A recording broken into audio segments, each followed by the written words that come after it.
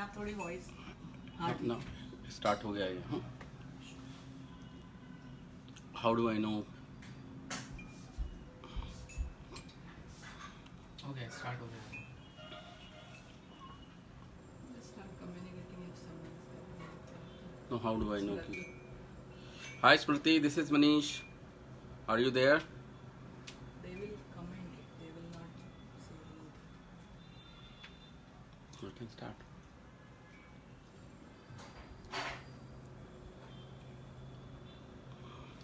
You can see the comments there, no?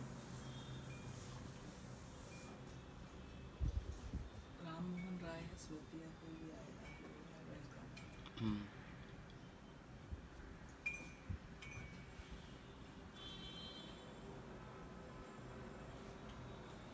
तुम्हारा background थोड़ा सा बोलना शुरू because we haven't covered. ये वन आईज आई है यहाँ पे. Hello, this is Manish. Thanks. Okay, thanks for having me. नित्य नूतन वार्ता जो एक इनिशिएटिव जो राम मोहन राय जी और उनके ग्रुप ने शुरू किया है. और हाउ डू आई मीन्स मेरी transformative journey from a conventional person to parents of home schoolers, unschooler and a self learner of my तो वो जर्नी मुझे शेयर करने का आज मौका ये प्लेटफॉर्म ने दिया है. तो शुरुआत करते हैं इसकी कि सबसे पहले मेरा छोटा सा परिचय दे देता हूँ मैं कि मनीष गहलोत नाम है मेरा. मैकेनिकल इंजीनियरिंग में post graduation post graduation IIT Bombay से, फिर रिटेलिंग मैनेजमेंट में MBA किया US से, और करीबन 23-24 साल से I am in corporate world, C-लेवल एग्जीक्यूटिव. टेक्नोलॉजी में काम करता हूँ, कंप्यूटर सॉफ्टवेयर. और तो ये मेरा छोटा सा बैकग्राउंड है. मेरी पत्नी अर्चना, वो भी IIT से पढ़ी हुई हैं और काफ़ी अच्छा काम कर रही हैं शिक्षा के क्षेत्र में, और फूड एज ए मेडिसिन के क्षेत्र में मैं उनका सहयोग कर रहा हूँ. और 2 बच्चों का पिता हूँ प्यारे से. दोनों बेटी होम स्कूल, यानी 8th ग्रेड के बाद उसने कोई स्कूलिंग नहीं की, और अभी यूनिवर्सिटी ऑफ शिकागो से फाइनल ईयर में है. वो BS साइकोलॉजी कर रही है, bachelor of science in psychology. लड़का पूरी तरह से अनस्कूल है, और वो music, video game, computer programming, mathematics काफ़ी कुछ करता है. और अभी NIOS से उसने 10th की परीक्षा पास करी है.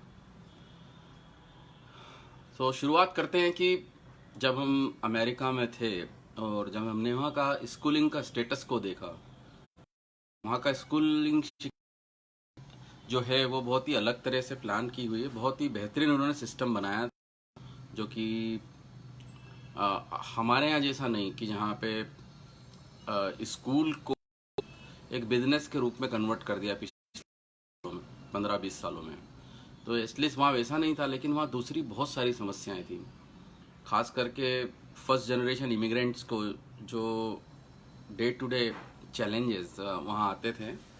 और वो सोसाइटी एक बहुत डिफरेंट सोसाइटी है, जहाँ पे रूथलेसनेस का पार्ट बचपन से पढ़ाया जाता है. तो ये सब देखते हुए हम लोग परेशान रहते थे. अर्चना जी ने फिर बीच में काफ़ी रिसर्च शुरू कर दी. Home schooling is very prominent in America, लेकिन वो बहुत ही एथनिकल ग्रुप तक लिमिटेड है. तो उन्होंने जॉन होल्ट और डॉक्टर केन रॉबिन्सन, ये जो वहाँ के शिक्षाविद थे, एजुकेशनलिस्ट, उनको फॉलो करके उनके सारा पढ़ना शुरू किया, और वो मुझे अपडेट करती रहती थी. कंसेप्चुअली वो बड़ा मुझे अच्छा लगता था कि हाँ यार ऐसा होना चाहिए, ये होना चाहिए. और हमारी बैकिंग थी कि स्वाध्याय परिवार से हम जुड़े हुए थे, और पूजनीय दादाजी पांडुरंग शास्त्री आठवले जी बड़े व्यथित होते थे शिक्षा का जो स्तर था हमारे देश में, या है अभी, कि रोटी के लिए शिक्षण केवल, और उसकी भी कोई गारंटी नहीं. यानी ब्रेड ओरिएंटेड एजुकेशन, लेकिन उसकी भी कोई गारंटी नहीं। तो थ्योरेटिकली ये सब बातें बड़ी अच्छी लगती थी मुझे कि हाँ यार ऐसा करना चाहिए, लेकिन उसको करने का करेज कि यार करेंगे, हुआ तो करेंगे, इस जन्म में नहीं अगले जन्म में करेंगे, इस जन्म में तो अपन तो मेरी भी स्थिति दूसरे पेरेंट्स से कोई अलग नहीं थी, जो एक्सेप्ट करता था इस बात को कि हाँ यार ये सही नहीं हो रहा है शिक्षा के क्षेत्र में और हमको कुछ करना चाहिए। लेकिन वही वाली स्थिति कि भाई शिवाजी की ज़रूरत है, दुनिया को आना चाहिए, लेकिन वो मेरे घर में पैदा नहीं हो, पड़ोसी के घर में आ जाए, यू नो। ये माइंडसेट से मतलब नहीं यार, अपने बच्चों को तो अपन कन्वेंशनल इंजीनियरिंग या डॉक्टर बना के एंड इति श्री रेवा खंडे अपना रोल पूरा करेंगे।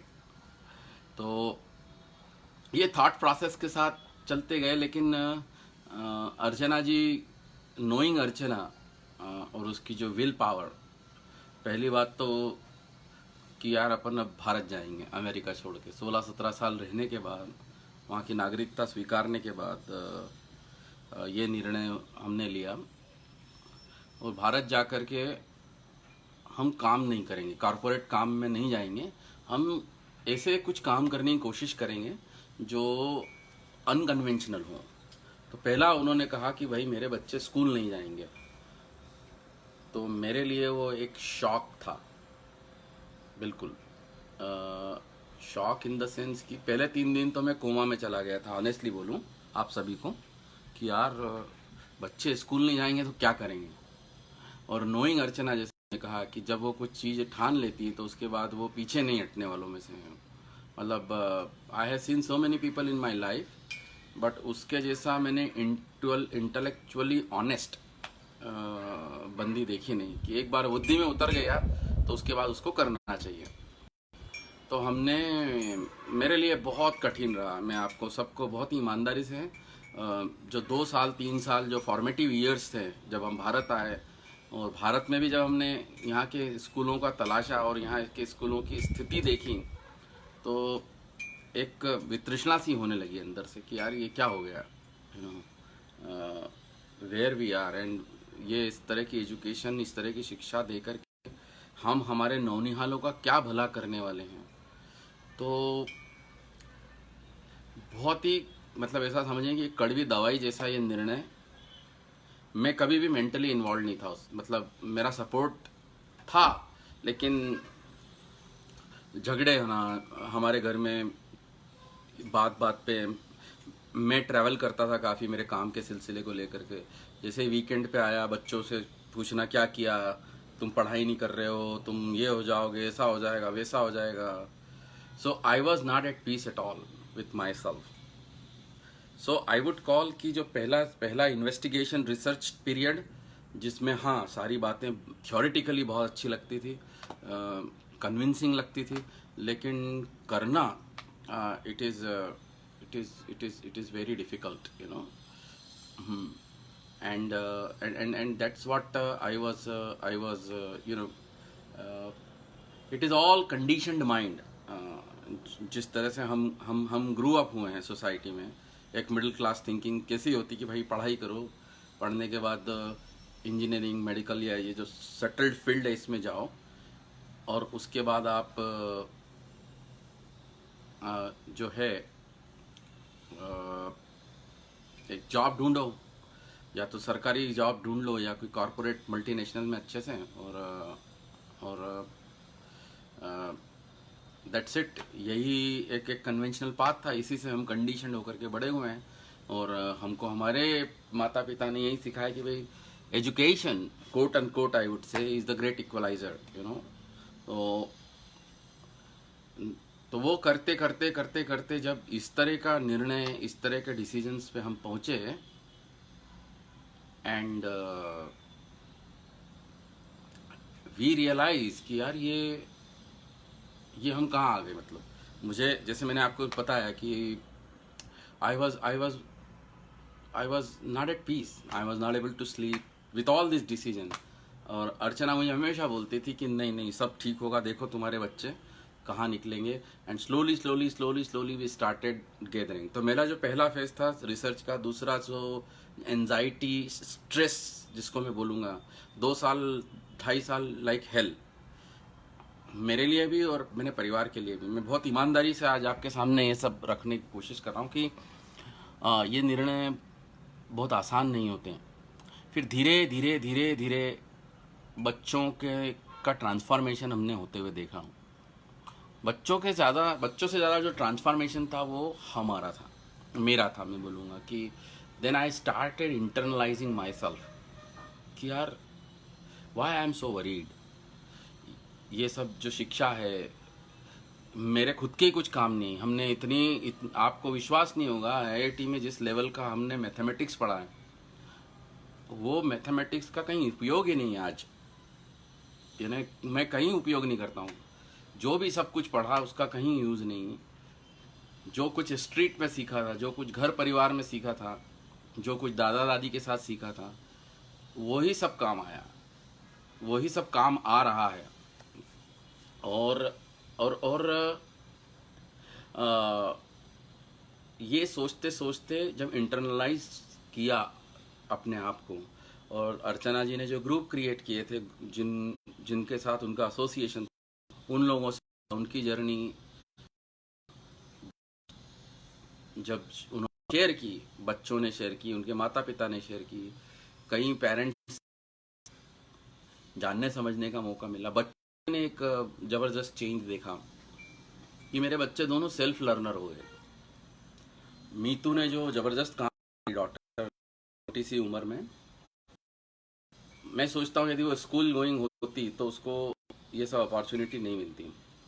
और यदि हम ये प्रयोग नहीं करते तो शायद हम अपने आप को ट्रांसफॉर्म भी नहीं कर सकते थे। तो वो जो एंजाइटी, कोमा टेंशन, स्ट्रेस, उससे फिर इंटरनलाइज हुए कि रियलाइजेशन फेज पे आया मैं कि यार let's do it, we are in a position to do that experiment, करते हैं। फिर मैंने सपोर्ट करना शुरू किया अर्चना को, बच्चों को, जो भी मैं कर सकता था। सपोर्ट इन द सेंस मैंने उनका विरोध नहीं किया, दैट वुड आई वुड से, या कि और फिर क्या है, कुछ घटना ऐसी, एक छोटी सी घटना है कि मुझे आज के एजुकेशन सिस्टम के बारे में समझ में आने लगा कि कॉरपोरेट वर्ल्ड में फंसी है ये जनता बेचारी, ये वाली स्थिति है। तो मैंने देखा कि वो लड़की ने आलू पहले डाल दिए, वो डाले टमाटर थैली में डाल दिए और आलू डाल दिए, और सारी भारी भारी सब्जी टमाटर के ऊपर डाल दी। फिर हाँ, अब मैंने हेलो, कोई can someone raise the thumbs up? I don't know whether I am online और नॉट। तो मैं जो कह रहा था वो ये कह रहा था कि भाई जब वो लड़की को इस तरह का आंसर दिया उस सब्जी वाली ने, तो वो एक आई ओपनर था कि आज कॉमन सेंस का अभाव है। दूसरी एक घटना बताता हूँ कि एक बुजुर्ग से दिखने वाले गांव का किसान जो बस में यात्रा कर रहा था और उसको 2 पढ़े लिखे नौजवान छेड़ रहे थे। तो दादा ने कहा, दादा ने कुछ गीता के कोट करे, तो वो बोले अरे दादा तुम तो अनपढ़ हो, ये अनपढ़ होके कहाँ गीता के चक्कर में पड़े हुए हो। तो दादा का जवाब सुनने लायक था कि अनपढ़ मैं नहीं हूँ भैया, अनपढ़ तुम लोग हो। तुम्हारी पढ़ाई अन्न कमाने के लिए ही की है। मेरी पढ़ाई, हाँ, अन्न पढ़ की डेफिनेशन मुझे उस दिन समझ में आई कि जिसकी पढ़ाई अन्न कमाने के लिए ही हुई है वो सच्चे अनपढ़ हैं। तो ये इस तरह के सब ट्रांसफॉर्मेशन शुरू हुआ। ट्रांसफॉर्मेशन के बाद of course you know swimming against the flow is always bring lot of uncertainty. तो फिर एक फेज शुरू हुआ अनिश्चितताओं का कि जब आप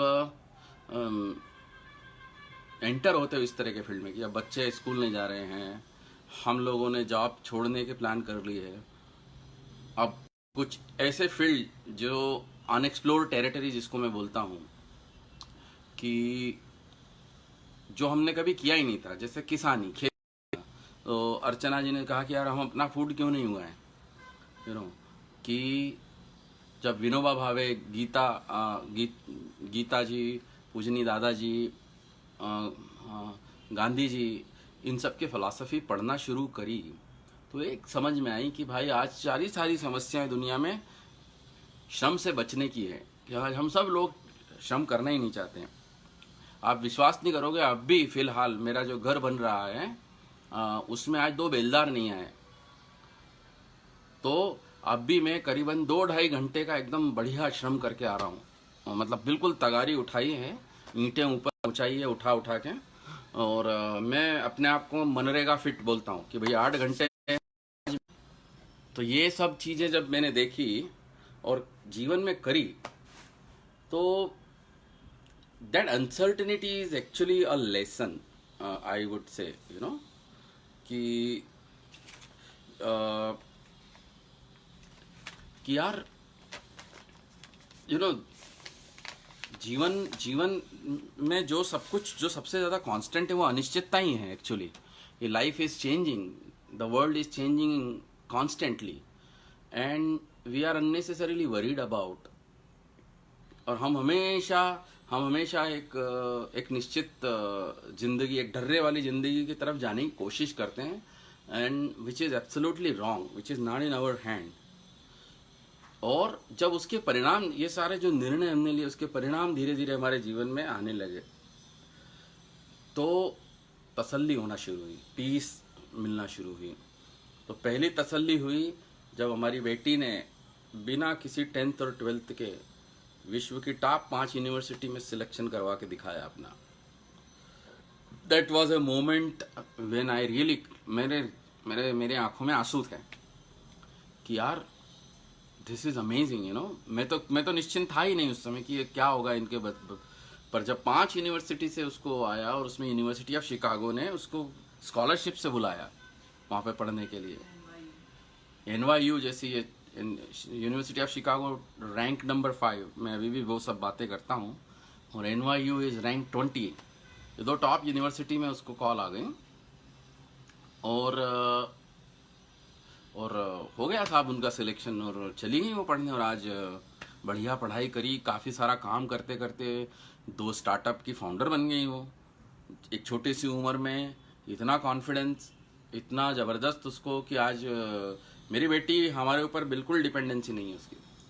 आज वो 21 साल की है, लेकिन 18 साल से वो she is on her own and she is paving her path on her self, और जितनी उसकी reading, study, understanding of our culture, बड़ा आश्चर्य होता है कि गीता, रामायण, उपनिषद, वेद, स्मृतियाँ, ये सब जो जिसके नाम भी आज के बच्चों को पता नहीं है, मेरी बेटी ने उसका अध्ययन किया, विश्व के बहुत सारे रिलीजन की कंपैरेटिव स्टडी करी।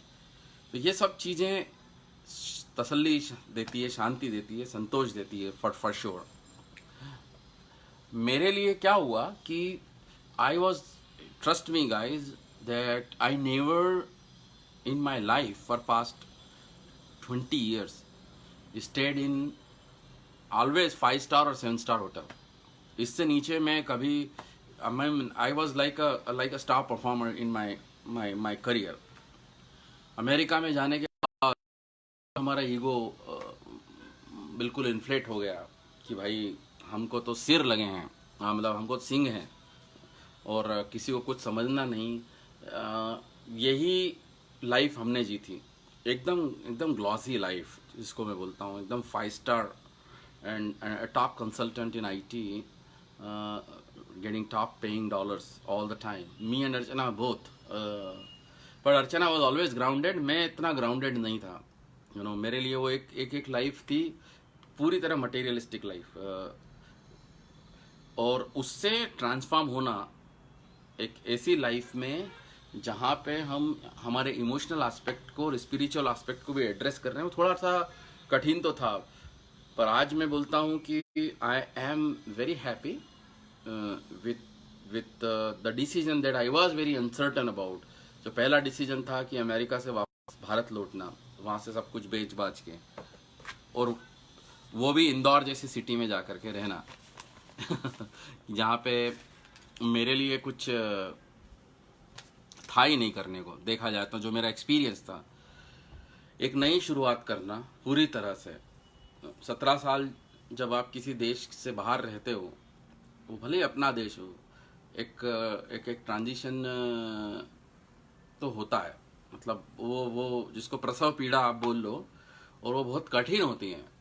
और हमारे लिए इंदौर जैसी सिटी में आकर के जो कस्बा जैसा जगह थी, वहाँ सेट होना, एडवांस एक देश जो तकनीकी रूप से और आधुनिक रूप से बहुत संपन्न, भव्य जिसको मैं बोलूँगा, इतनी भव्यता अमेरिका है, था उस समय, अभी कैसे ये मुझे अभी पता नहीं, पर वो सब छोड़ करके यहाँ आना और यहाँ एकदम सिंपल सी लाइफ जीना, so that took lot of internalisation and but आज मैं बहुत खुश हूँ अपने वो सारे निर्णय से। और अर्चना जी ने जो पिछले 4-5 साल में किया है, और जस्ट उसमें सबसे ज़्यादा मुझे जो मेस्मराइज करती है, वो मेरे छोटे बच्चे की, जो अभी 15 साल का है, उसमें जो मैच्योरिटी आई है, मतलब I mean he can talk to you on any subject like an adult, और उसकी जो बैंडविड्थ है इंटरेक्शन की, वो इतनी ज़बरदस्त है कि वो एक छोटे से बच्चे के साथ भी बड़े मज़े के साथ खेलता है। छोटे से बच्चे से मेरा मतलब है कि 7-8 महीने का, 9 महीने के बच्चे के साथ, और वो एक 60 साल के बुजुर्ग के साथ भी ज़बरदस्त बात करता है, एंड सेल्फ सफिशिएंट है। अभी 15 साल का बच्चा, आई एम सो कॉन्फिडेंट कि he can take, you know, 3 साल से वो अपने खर्चे निकाल लेता है। वो फोटोग्राफी की वर्कशॉप लेता है, वो फिल्म मेकिंग की वर्कशॉप लेता है, वो प्रोग्रामिंग, कोडिंग वगैरह में अब मेरे से डिस्कशन करता है, and he is a complete self learner. मुझे और अर्चना को कभी भी उसको लेकर के कुछ सिखाने के लिए बैठना नहीं पड़ा। He is learning everything with what ever resources available, और यू नो दुनिया से सीख रहा है, ज़िंदगी देख करके सीख रहा है।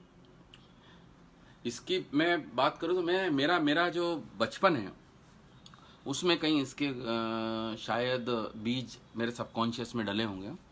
तो मेरे पिताजी टीचर थे, स्कूल टीचर, और बहुत कड़क टीचर थे, और मूल्यवादी थे। मैं उनको ये बोलूँगा कि उन्होंने अपने मूल्यों के साथ कोई समझौता कभी नहीं किया।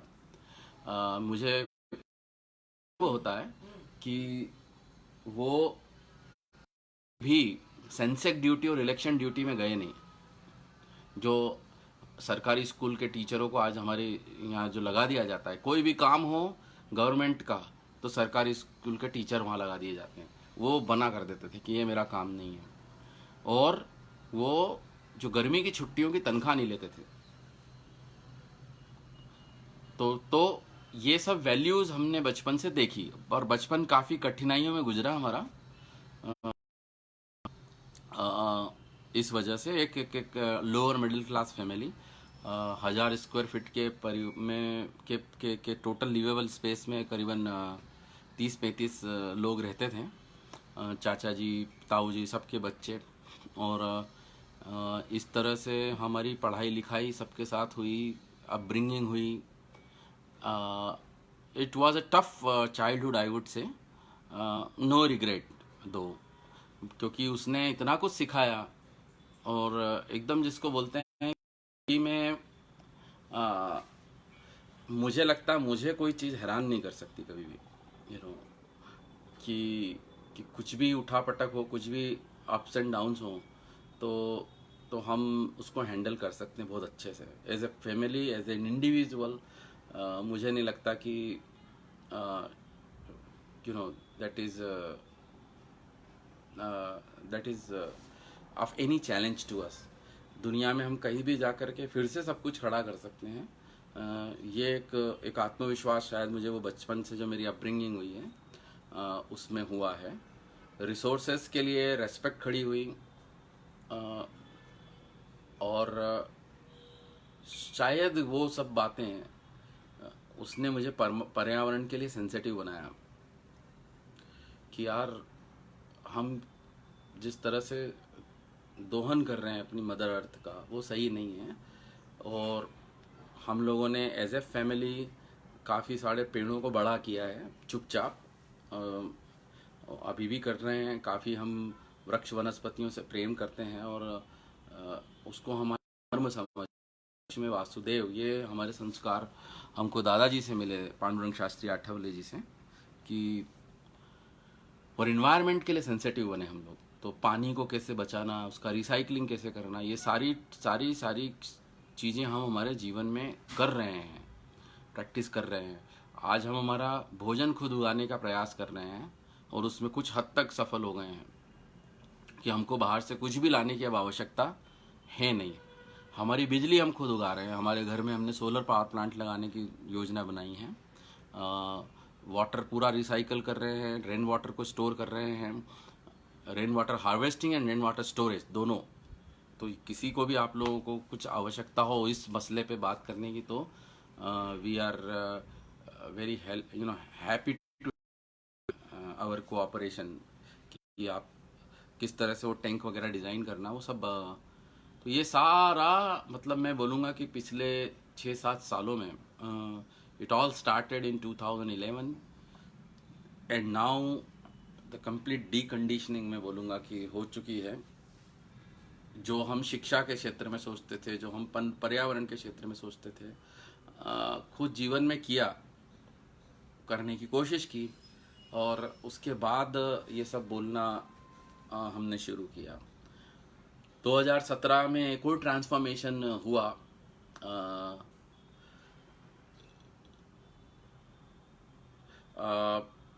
एक पवन कुमार जी ने प्रश्न पूछा है कि environment degradation is at same pace in US as in India. US जितना कार्बन फुटप्रिंट US प्रोड्यूस कर रहा है उतना आज कोई देश नहीं कर रहा है। मुझे बड़ा आश्चर्य होता है कि एक गैर जिम्मेदार देश मैं बोलूँगा इस मामले में उसको,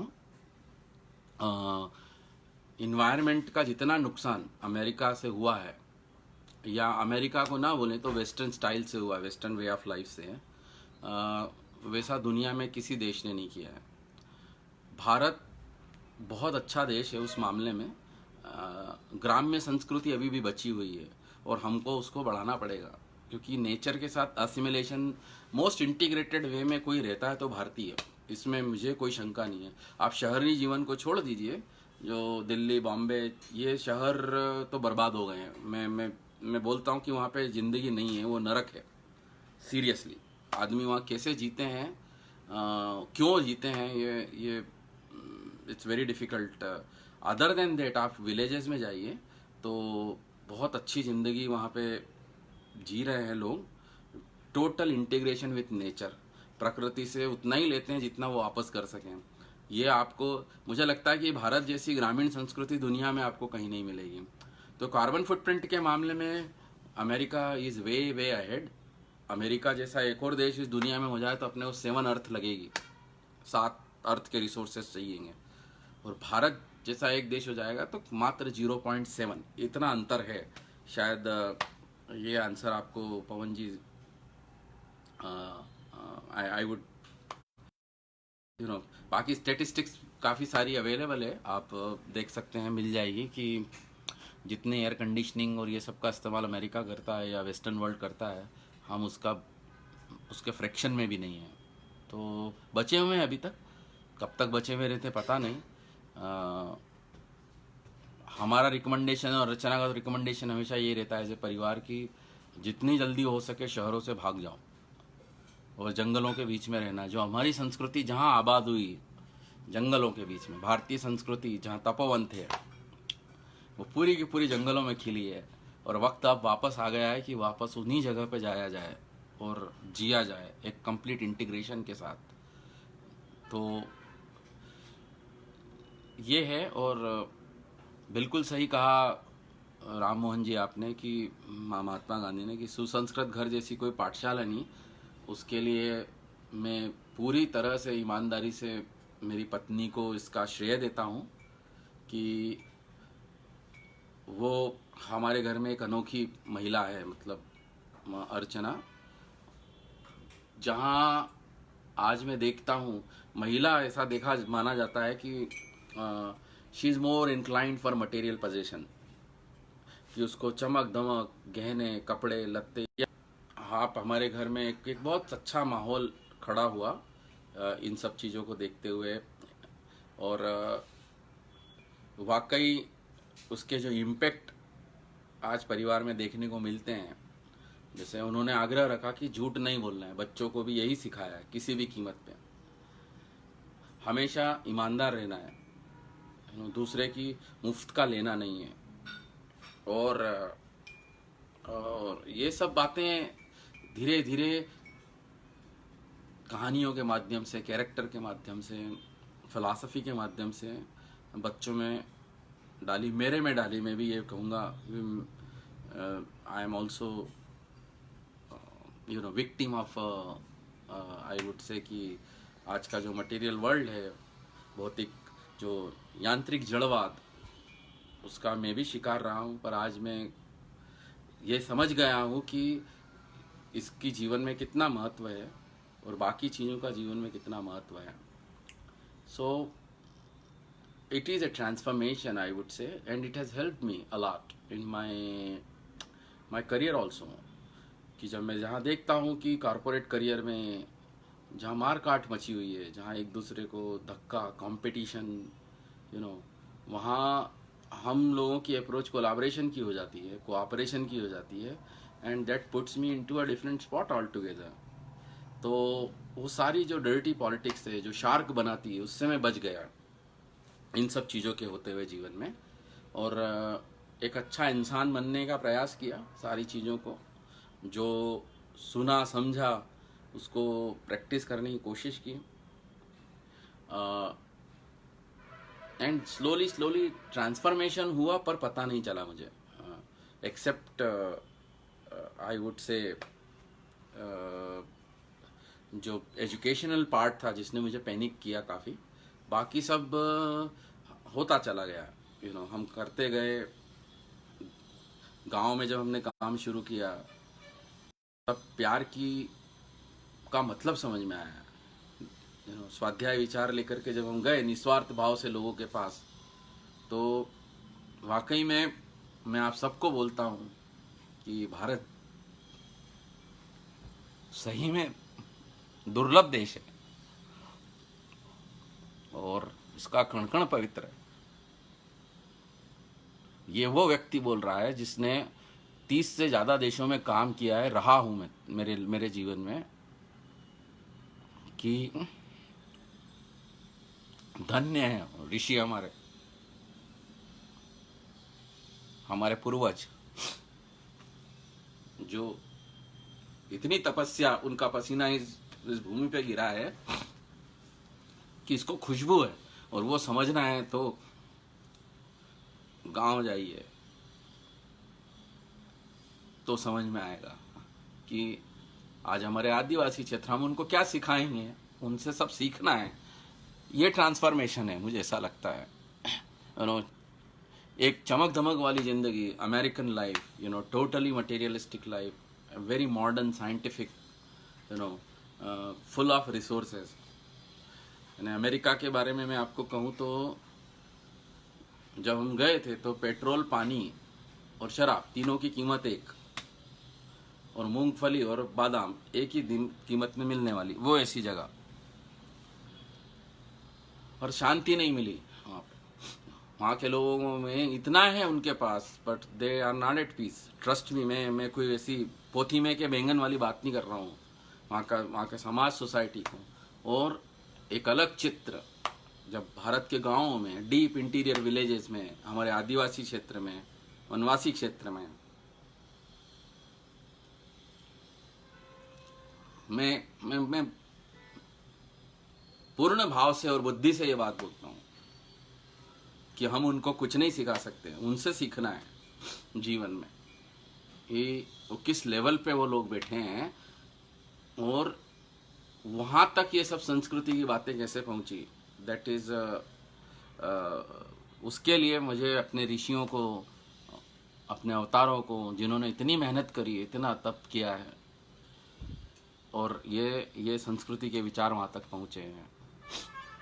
सो अधिभाव जीवन विकसित करना है, आत्मिक जीवन विकसित करना है तो भारत के गांव से बेहतर कोई पाठशाला नहीं। वहाँ जाइए और देखिए कितना प्यार है उनके पास, कितनी भाव से वो लोग हमारा इंतज़ार कर रहे हैं। और ये सारी प्रेरणा देने वाले मैं पूर्ण श्रद्धा के साथ बोलता हूँ पांडुरंग शास्त्री आठवले जी। उन्होंने जिस तरह से युवान को डायरेक्शन दी और युवानी को एक दिशा दी, तो हम जैसे युवान इससे जुड़े और इस चीज़ का स्वाद जब चखा तब जीवन का मूल्य समझ में आया, जीवन का मतलब समझ में आया। So this is my small journey from a 5-star life to infinity star life, I would say, you know. एक जंगल में जब मैं देखता हूँ तो इन्फिनिटी स्टार्स दिखाई देते हैं, उसका वैभव, तो वो मेरा 5-star वैभव मुझे छोटा लगने लगता है, तुच्छ लगने लगता है, यू नो। तो they act as a fuel to us. और एक बात जो मैं बता रहा था कि 2017 में मेरी लाइफ में आया कि जब अर्चना जी, जिनको डायबिटीज़ थी 2004 से, और वो ऑटोफेजी प्रयोग एक 2016 में नोबेल प्राइज़ मिला है मेडिकल साइंस में, जापान की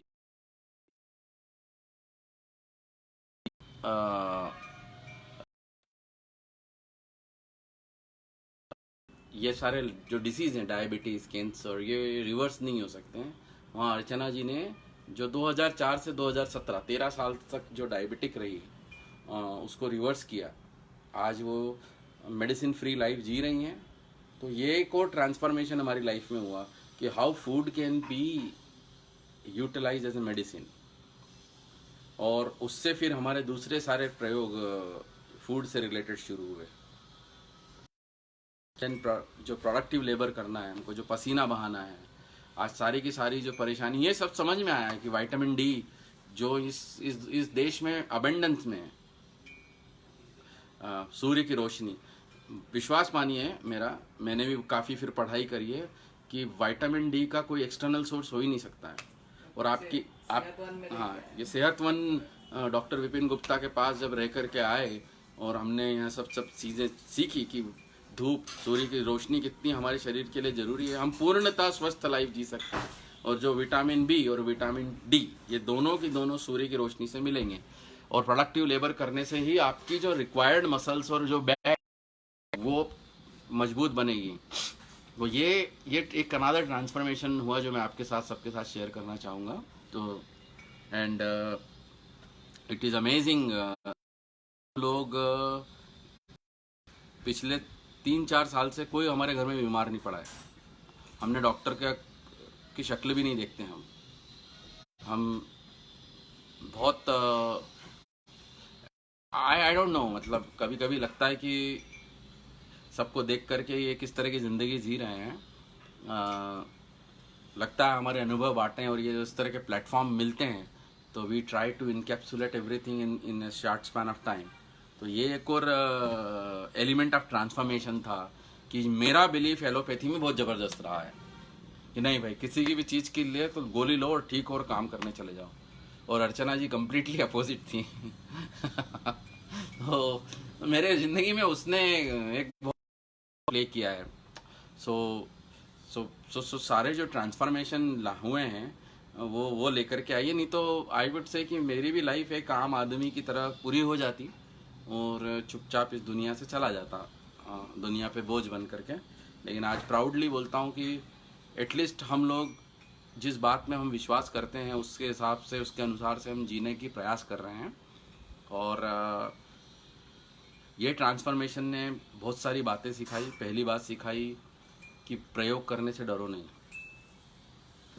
दूसरी, अगाध श्रद्धा रखो अपनी बुद्धि पे, और बुद्धि से परे जो तत्व है भगवान के ऊपर, क्योंकि जब आपका मोटिव प्योर होगा तो भगवान सहायता करने के लिए आ जाते हैं। वही व्यक्ति भेज देते हैं, वही वित्त भेज देते हैं, वही रिसोर्सेज भेज देते हैं, आपको पता भी नहीं चलता है। ये बात दृढ़ हुई हमारे जीवन में। प्रयोग वीर बनो, प्रयोग करने से डरो नहीं। तीसरी बात समझ में आई, कोई काम छोटा नहीं होता है, और उसके और ये सब बातें ने हम लोगों को तैयार किया कि how can we be self sufficient. जो गांधीयन वे ऑफ लाइफ है कि भाई स्वावलंबी बनो, अपना खाना खुद उगाओ, अपने कपड़े खुद बनाओ, सब कुछ क्या हम खुद कर सकते हैं। तो वो प्रयास में हम काफ़ी हद तक सफल हुए। जिंदगी को देखने का एक नज़रिया बहुत अच्छा आउटलुक डेवलप हो गया स्वाध्याय की वजह से। मेरी इच्छा थी कि मैं पूरे विश्व को हरा भरा कर दूं, ये मेरा संकल्प था। तो दादाजी ने हमसे पूछा कि क्यों भाई, तू क्यों करना चाहता है? मतलब अच्छा लगता, सुंदर हरा भरा दिख। मैं प्राउडली बोलता हूँ कि आज हम ईमानदारी से कोशिश करते हैं कि व्यक्ति को व्यक्ति समझ करके हम देखें, वो उसके अंदर बैठे हुए भगवान को नमस्कार करें और एक डिविनिटी कनेक्शन करने की कोशिश करें कि भाई मेरा उससे डिवाइन कनेक्शन है। इतना प्रयास हम सब अभी 100% उस तक पहुँचे नहीं हैं, लेकिन प्रयास रहते हैं उस दिशा में। This is another transformation happen कि आउटलुक चेंज हो गया जीवन को देखने का, और सुख और दुख की तरफ देखने की दृष्टि बदल गई, या कि it is all for my development. तो ये सारा छोटी सी एक मेरी जर्नी है। मैं कोई बहुत बड़ा नहीं हो गया हूँ, आई एम स्टिल अंडर 50 और जीवन ने बहुत खूबसूरत मोड़ दिए, खूबसूरत चीज़ें दिखाई, ज़बरदस्त प्रेरणा मिली, यू नो। श्योर। एक प्रश्न पवन कुमार जी ने पूछा है कि कोई spiritual experience you ever had with any native American family और को वर्कर? ज़रूर बताएंगे आपको। को वर्कर के लिए तो नहीं, मैं एक एनिक्डोट आपके साथ शेयर करता हूँ कि किस तरह से स्पिरिचुअल जर्नी आपको हेल्प करती है। तो एक बार हम लोग पूजनी दादाजी का जो प्रयोग है, मैं उससे थोड़ी सी रेफरेंस, आज्ञा है उसकी राम मोहन जी बात करने की मुझे। तो हम एक प्रयोग है दादाजी का भक्ति फेरी करके, जिसमें हम अपना टाइम, टिकट और टिफ़िन ये तीनों लेकर के, तो हम डैलस में रहते थे और मैं ह्यूस्टन हर तीसरे रविवार को, मतलब हम वहाँ जाते थे। शनिवार की सुबह निकलते थे और रविवार की शाम को हम वापस आ जाते थे। तो ह्यूस्टन जाते थे, हम डैलस में रहते थे और ह्यूस्टन भक्ति फेरी के लिए जाते थे। तो भक्ति फेरी में ऐसा था कि स्ट्रेंजर से जाके मिलना है और भगवान का रिश्ता बांधना है। तो और जो भी वहाँ क्या होता था कि हमारे पास एक सॉफ्टवेयर था जिससे हम जिप कोड डालते थे तो सारे भारतीयों के पते हमको मिल जाते थे। तो और उसको हम एक फाइल में बना के रखते थे। तो ऐसी ही एक फाइल उस दिन हम भगवान के हाथ से आगे से उठा लेते थे। तो वो एक फाइल जब हमारे ग्रुप को मिली तो वो सिख कम्युनिटी की थी सारी। तो हमारे साथ के एक भाई बोले कि यार अपन फाइल बदल लेते हैं, सिख लोगों के पास ये विचार, वो तो सिख हैं और गुरु गोविंद सिंह और नानक को मानते हैं। तो मैंने कहा कि नहीं यार, अपन को भगवान ने ये आज्ञा दी है कि आज तुम सिख परिवार में जाके मिलो, तो अपन वहीं जाएंगे, चेंज नहीं करेंगे। तो बाकी 3-4 लोगों के विरोध के बावजूद भी हम फिर गए। उन को लगा कि नहीं ठीक है। तो एक परिवार में हमने दरवाज़ा खटखटाया, घंटी बजाई, तो आप विश्वास मानिए करीबन साल के एक सरदार जी, और उनकी हाइट करीबन 6 फीट 3 इंच, या मतलब काफ़ी लंबे हट्टे कट्टे। उन्होंने दरवाज़ा खोला और दरवाज़ा खोल के हमको अंदर ले लिया, चारों को, कुछ बोला नहीं कि आइए अंदर, और दरवाज़ा उसको बाहर से बिल्कुल बंद करके और वो कुंडी चढ़ा दी। हमको बड़ा आश्चर्य लगा कि ये ऐसे कोई करता नहीं है। बट फिर उन्होंने कहा कि भाई आप कौन हो? मैं आपको जानता हूँ क्या? हमने कहा नहीं, आप हमको नहीं जानते और हम भी आपको नहीं जानते, क्यों आए हो आप यहाँ पे? आपको पता है इस तरह से अमेरिका में किसी का घर की घंटी बजाना is called soliciting and it is a legal offence, और आपको जेल में करवा सकता हूँ। तो आई मीन ही स्टार्टेड, इस तरह से उन्होंने हमको डराना शुरू किया। काफ़ी गुस्से में थे वो कि बिना आप अपॉइंटमेंट लिए आ कैसे गए। और ठीक है, तो ये सब हुआ। हम सब घबरा गए कि अब ये पुलिस वुलिस को नहीं बुला लें। तभी अचानक मेरे मुंह से निकल गया कि सरदार जी हम आपको थैंक यू करने के लिए आए हैं। वो बार बार एक प्रश्न पूछ रहे थे, क्यों आए क्यों आए क्यों आए। तो मैंने बोला कि हम आपको थैंक यू बोलने के लिए आए हैं। तो उन्होंने पूछा क्यों भाई, थैंक यू क्यों बोलने के लिए आए? तो बोला भाई आप लोगों की वजह से हमारा रिलीजियस आइडेंटिटी बची रही। उसके बाद वो मेलो डाउन हो गए थोड़े से, और फिर वो सारी सिख हिस्टोरिकल सारी बातें होने लगी। और फिर उन्होंने अपने बच्चों को बुलाया, उनके 2 लड़के थे, और फिर वो ठीक ठाक हो गए कि उनको लगा कि नहीं ये हार्मलेस लोग हैं, कुछ करने नहीं आए हैं, कुछ मांगने नहीं आए हैं। जाते जाते जब हम जाने लगे तो मैंने कहा कि सरदार जी हम आपसे सॉरी भी बोलने आए हैं। तो सरदार जी एकदम बोले कि सॉरी क्यों बोलने आया हो, सॉरी का क्या काम हो गया? तो हमने कहा 1984 में आपके साथ जो हुआ वो अच्छा नहीं हुआ था। और उसके बाद उन्होंने मेरा हाथ पकड़ लिया और वो मुझे अंदर ले गए। तो एक जगह पे उनके बच्चे का एक फ़ोटो था, एक 18-19 साल का, और उस पर हार चढ़ा हुआ था। और वो सरदार जी ने मुझे शेयर की अपनी जर्नी कि मैं पिछले 30 साल से किसी भारतीय से मिला नहीं हूँ। ये मेरा बच्चा है, इसको दिल्ली के उसमें जला दिया था जिंदा 1984 के सिख राइट्स में, और इस तरह से मिलने मुझे आज तक कोई आया नहीं। तुम पहले हो, तुम लोग। और वो रोने लगे सभी लोग, और मुझे ऐसा लगा कि इतने 30-40 साल से, बोले मैं भाग करके आया हूँ इंडिया छोड़ करके। जब मेरे बच्चे को और हमारे साथ ये सब हुआ तो I left India for good and I came to United State. तो ये एक इंसिडेंट हुआ। हम जब इस कार्य से निकले कि एक परिवार में जो इतने सालों का जहर लेकर के चल रहे थे, वो जहर उस दिन शायद हम निकालने में कामयाब हुए। ऐसी कई सारी बातें हुई हैं, छोटे छोटे भाव प्रसंग जिसको हम बोलते हैं। नेटिव अमेरिकन्स के साथ जो हमारे रिलेशन हुए मेरे और अर्चना के, वो इतने प्रगाढ़ हुए हैं because of this attitude, because of our approach to them. Americans आप देखेंगे तो बेहद अकेले लोग हैं। They are very lonely people, trust me.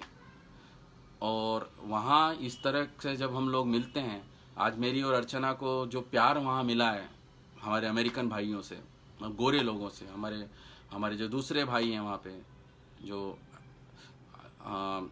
Native हैं या जो अफ्रीकन अमेरिकन हैं, वी आर वेरी हैप्पी कि हमारा इतना बड़ा परिवार है। इतना मैं आपको बयान नहीं कर सकता कि मैं ग्रीस में मेरे को प्यार करने, हमको प्यार करने वाले लोग मिले, हमको जर्मनी से हमारे पास हमारे मित्र लोग हैं जो बुलाते रहते हैं, इंग्लैंड है, पूरा विश्व में वासुदेव कुटुंबकम हम प्रैक्टिस करते हैं और हमारा है ऐसा हम बोल सकते हैं। तो I hope I would be able to answer Arya ji आपकी बात का। कितना समय और है स्मृति हमारे पास? Is it over or still we can go on? I can take couple of questions.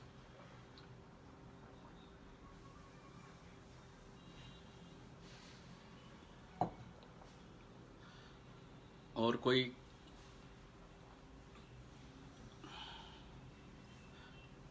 यही कहूंगा कि जिंदगी इस फॉर्म में एक ही बार मिली है, इसी बात को मैं बोल के कंक्लूड करूंगा। प्रयोग करो जीवन के। हम प्रयोग नहीं करते हैं कि एक डर्रे वाली जिंदगी जीते हैं। और I mean sometime I question my self कि यार एक एवरेज लाइफ 60-65 साल 70 साल की होती है मनुष्य की, और जो अदर हैं, जो कीड़ा है, वो भी 2 साल जीता है। तो जो 60-70 साल में मैं करता हूँ, कीड़ा वो 2 साल में करके चला जाता है। तो how we are calling our self a developed life? You know. So Archana Ram Mohan ji मेरे वीडियो में आना चाहते हैं, तो क्या करूँ उसको मैं? हाँ, तो ये क्वेश्चन हमेशा मुझे कि मैं अपने आप को मनुष्य करता हूँ तो कहता हूँ तो हाउ आई एम डिफरेंट, क्या अलग कर रहा हूँ मैं, यू नो।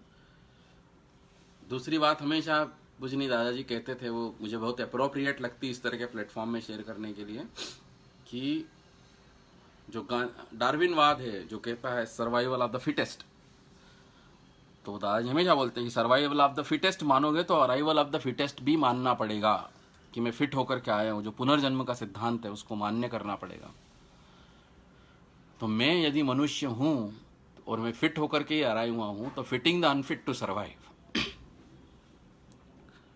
जो समाज में अनफिट है जीने के लिए उसको फिट करना है, यही मेरा धर्म है और यही मनुष्यता है। This is what we believe as a family, क्या हम कर सकते हैं सब, fitting the unfit to survive, हमारे एफर्ट उस दिशा में हो। और मुझे लगता है कि this is my entire transformative journey, जिसमें समय समय पर मेरे दोस्तों ने, मेरी पत्नी ने, फिर हमारे friend philosopher guide Shastri ji, Pandurang Shastri Athawale जी, दादाजी, and great people like Vinoba Bhave, प्रातः स्मरणीय गांधी जी, विवेकानंद, इन सब का बड़ा हाथ रहा है। And how you see India where 85% are BPO। So yes Arya ji, आपका फिर से एक क्वेश्चन है तो उसका मैं जवाब देने की कोशिश करता हूँ कि वेस्टर्न वर्ल्ड ने एक चीज़ अच्छी करी, मतलब जैसे मैं अमेरिका को ऋषियों का देश कहता हूँ, कि ईमानदारी से उन्होंने जो 1/3 एस्पेक्ट ऑफ लाइफ है उसको एड्रेस किया है, मटेरियल एस्पेक्ट को। तो आज उन्होंने अपने जीवन से रोटी, कपड़ा और मकान जैसी समस्याओं को लिटरली दूर कर दिया है। और इसमें कोई एग्जैगरेशन नहीं है। जब आप लोग जो अमेरिका गए हैं उन्होंने देखा होगा, जो नहीं गए हैं, कि वहाँ भिखारी भी कार में आता है, ये बिल्कुल एग्जैगरेशन नहीं है, राइट। मेरे लिए प्रश्न ही होता है कि यहाँ भीख मांगने क्यों आता है आदमी, यू नो, यहाँ क्या ज़रूरत है। नाउ इंडिया में जहाँ 80% बिलो पावर्टी लाइन है आज, ये पावर्टी लाइन देखो, मैं हमेशा, मेरे लिए ये एक डिबेटेबल इशू रहा है पवन जी, इसलिए रहा है कि मैं मटेरियल पावर्टी को पावर्टी मानता ही नहीं हूँ। मैं तो विचार दारिद्र्य को सच्चा दारिद्र्य मानता हूँ, कि जिस समाज के पास विचार नहीं है, जिसके पास वैचारिक बैठक नहीं है, वो समाज दरिद्र है। सो उस दृष्टि से देखें तो यस, अमेरिका और western world materially way ahead, but on a thought level they are not. Now Bharat में तो अकाल पड़ा है विचारों का। हमें प्लीज मेरी बात को, तो मेरे हिसाब से 85% नहीं, यहाँ तो 100% दारिद्र्य है। यहाँ आज हम बात करते पानी के अकाल की, पानी के दुष्काल की, यू नो, पर विचारों के दुष्काल की कोई बात ही नहीं करता है। जिस देश में ये बात थी कि भगवान आकाश में या मंदिर में नहीं, मेरे भीतर आकर के बैठा है, मैं अकेला असहाय नहीं, यू नो, जिस देश में सन 1900 तक एक भी भिखारी और एक भी भूखा नहीं था, एक भी चोर नहीं था, वो देश आज ऐसा कैसे हो गया सिर्फ 100 सालों में? यहाँ सारे ही चोर दिखाई देते हैं, सॉरी टू से दैट। तो विचारों का दुष्काल यहाँ दिखाई देता है मुझे, और उसको खड़ा करना पड़ेगा वापस से। तो मेरे हिसाब से पैसों की दरिद्री है ही नहीं, यू नो। मैं भूखा रह करके भी, मैं आधी रोटी खा करके भी तेजस्वी जीवन जी सकता हूँ। ये विचार इस भूमि पे प्रैक्टिस हुए हैं। हमारी भारतीय भूमि पे डायरेक्ट प्रयोग मानव के ऊपर हुए, चूहों पे हमने करे ही नहीं प्रयोग।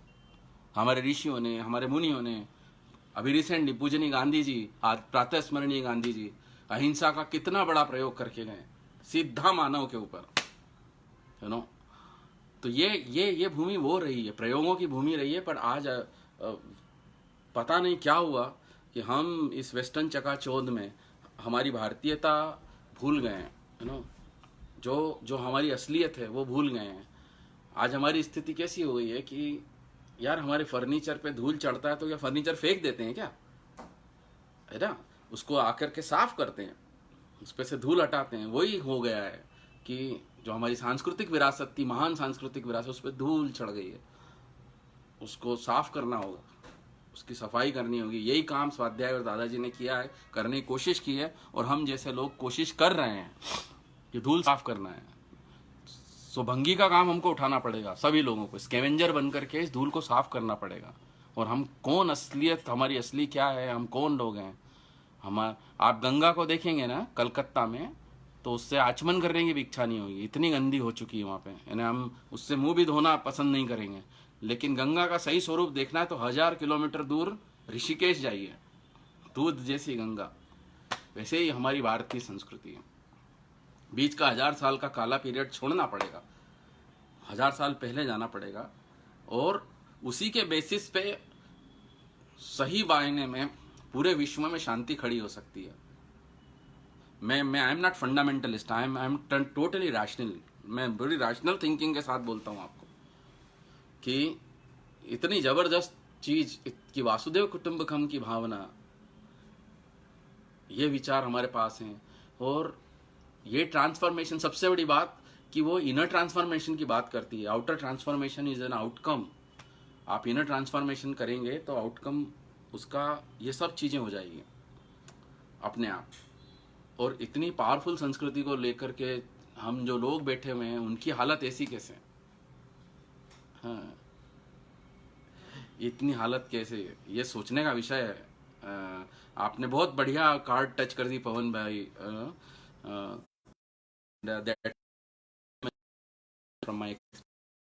विश्व को मार्गदर्शन कर सके ऐसी मैं बिल्कुल, there is no emotion attach to it, it is completely rational.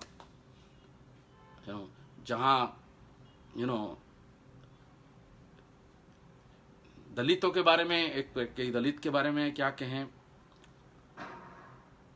1000 साल का जब ये कालीवर्ज प्रकरण खड़ा हुआ, आप जब पढ़ेंगे अपनी, मैं आज उसके बारे में बात करने नहीं आया, लेकिन नागोजी भट्ट, आई बिलीव, उन्होंने जो प्रायश्चित विधि लिखी 1100 में, उसके बाद से हमारे देश में दलितों की स्थिति खराब होती गई। तो मैं ये बोलूंगा कि 1000 साल से निग्लेक्टेड सोसाइटी है ना, उसको निग्लेक्ट किया गया, उसको दबाया गया, और उसको जबरदस्त रूप से इंफीरियर ठहराया गया बिकॉज उसकी जातीयता की वजह से। तो ये जातीय जो उसके अंदर इंफीरियोरिटी खड़ी हुई है, ये आरक्षण से जाने वाली नहीं है, ये समान अवसर देने से जाने वाली नहीं है। ये केवल अंदर के राम को जागृत करना पड़ेगा, उसके साथ सही रिश्ता बांधना पड़ेगा भातृत्व भाव का, तो ही ये जा सकता है।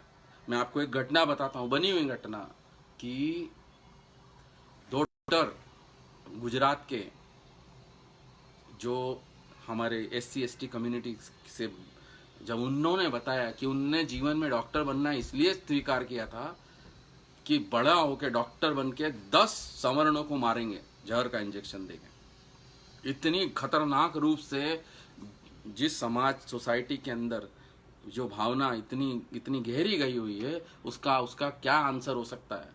उसका आरक्षण आंसर नहीं हो सकता है, उसका इकोनॉमिकल लेवल पे उनको ऊपर उठाना आंसर नहीं हो सकता है। हमको उसको इमोशनल लेवल पे, वो भाव के भूखे हुए लोग, भाव के भूखे, उसको भाव देना पड़ेगा।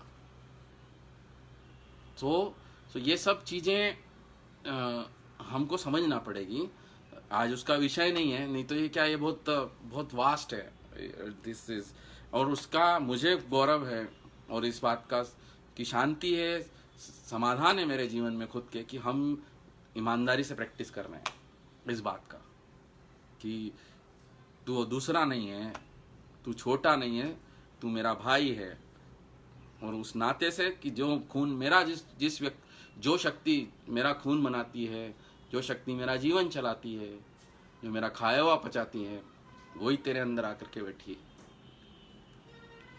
तो this is phenomenal and it has huge impact on their life. मैंने देखा है होते हुए, उनके जीवन में ट्रांसफॉर्मेशन होते हुए देखा है कि केवल प्यार देने से आदमी बदल जाता है, केवल विचार देने से आदमी बदल सकता है। थॉट रूल्स द वर्ल्ड, ये बर्नार्ड शॉ का स्टेटमेंट है, और बर्ट्रैंड रसेल, दोनों में से किसी एक का। वो यहाँ मैंने साकारित होते हुए देखा है। नहीं तो ये चलता रहेगा, ये चलेगा, ये पॉलिटिकल इशू है, इसलिए यू नो और क्या है कि जब आप खुद का ही सम्मान खुद नहीं करोगे। आज क्या हो गया है कि समाज ने, जिसके पास पद नहीं, प्रतिष्ठा नहीं, पैसा नहीं, पावर नहीं, जाति नहीं, उसको छोटा ठहरा रखा, और स्वयं व्यक्ति ने कि उसके पास पद नहीं, प्रतिष्ठा नहीं, शिक्षा नहीं, जाति नहीं, यदि वो स्वर्ण नहीं, वो खुद भी ऐसा मान करके बैठ गया। ऐसे समाज में अस्मिता जागरण इज द ओनली आंसर, कि उसके जीवन के अंदर अस्मिता कैसी खड़ी की जाए, ब्रिलियंस कैसे लाया जाए, यू नो। तो उसका समाधान, हरिजन कितना बड़ा शब्द है ये गांधी जी का, लेकिन वो गाली बन गया है ना। उसको बदलना पड़ेगा हमको, उसके लिए प्रयास करना पड़ेगा। अपने आप कुछ नहीं होने वाला है, उसके पास उठ कर के जाना पड़ेगा विवेकानंदी वृत्ति के साथ, तो ही बदलाव होगा, नहीं तो ये चलता रहेगा। So thank you so much guys. I think I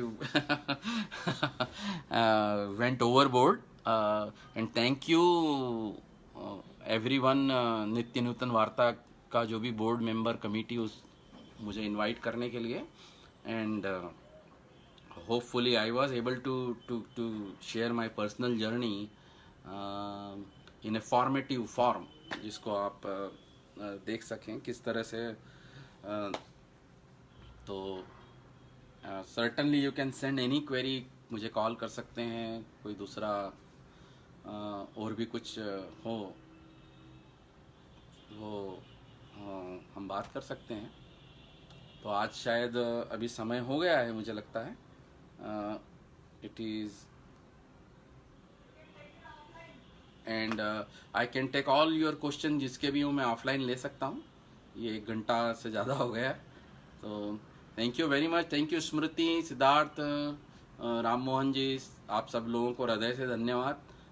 बहुत अच्छा काम कर रहे हैं आप लोग, बहुत आवश्यक है हम ये सारे मीडिया का, ये मीडियम का अच्छे से इस्तेमाल करें। ये टूल्स जो हमको मिल रहे हैं, जो फेसबुक का जो लाइव है, कि आज इतने तक आपने मेरी पर्सनल जर्नी शेयर की, सब लोगों तक पहुंचेगी, और किसको किस तरह से वो इंस्पायर करे मुझे पता नहीं, किसी को करे नहीं करे, लेकिन मेरा पार्ट आज और पक्का हुआ जब मैंने आपके साथ ये सब बातें शेयर करी। तो एंड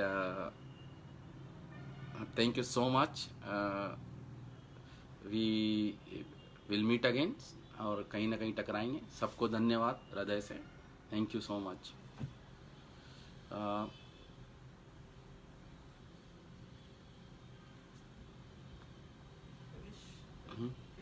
फिनिश कर, तो मैं ये फिनिश कर रहा हूँ।